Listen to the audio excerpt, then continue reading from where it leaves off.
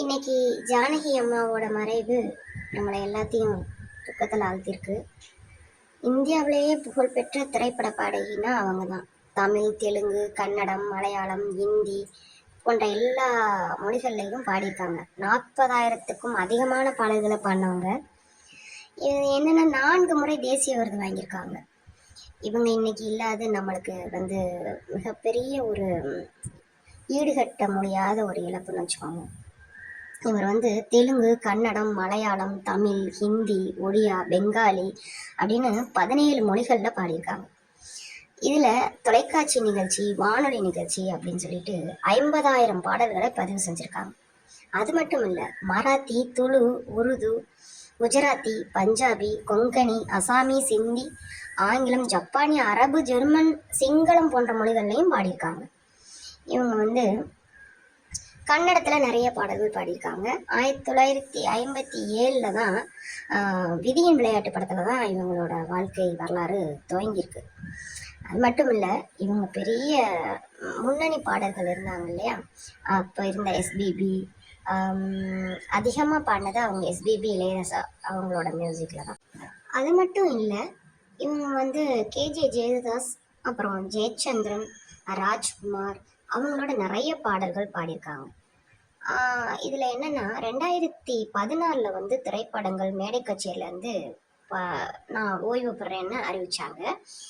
அப்புறமா அவங்களோட அன்பிற்கிணங்க திருப்பி பண்ணாடி என்ற தமிழ் படத்திற்காக மீண்டும் பாட வந்தாங்க.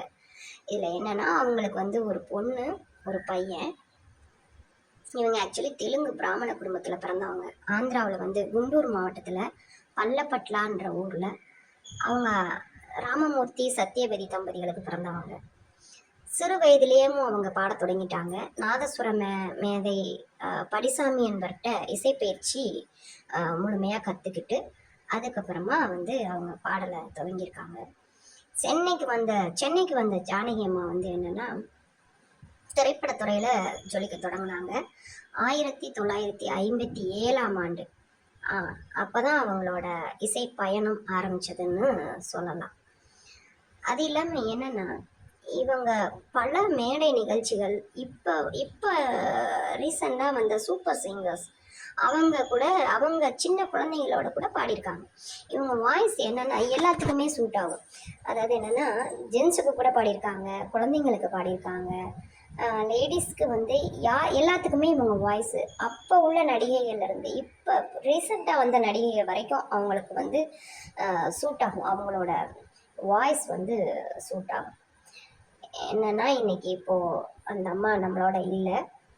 2026 ஜூலை 11 மைசூரில் ஹாஸ்பிட்டலில் அவங்க சேர்த்துருந்தாங்க.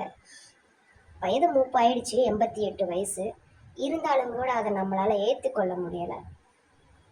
வயது மூப்பு காரணமாக தான் இறந்துட்டாங்க அப்படிங்கிறத நம்ம ஏற்றுக்க முடியலை. ஏன்னா அவங்களோட ஜானகி அம்மான தெரியாதவங்க யாரும் அவங்களோட பாடல்களை விரும்பாதவங்க யாருமே இருக்க மாட்டாங்க. அப்படி ஒரு சரஸ்வதி அவங்க நாவல குடியிருக்காங்கங்கிறது அவங்க பாடும்போதே தெரியும் நம்மளுக்கு. எவ்வளோ வயசானாலும் அவங்களோட வாய்ஸ் மாறவே இல்லை. அந்த அளவுக்கு தான் அவங்க வாய்ஸ் இருந்தது. அந்த மாதிரி அவங்க போகாத நாடுகளே கிடையாது. பல நாடுகளில் போய் இசை கச்சேரிகளில் பாடியிருக்காங்க. நிறைய அவங்க வாழ்க்கையில் சாதனை படைச்சிருக்காங்க.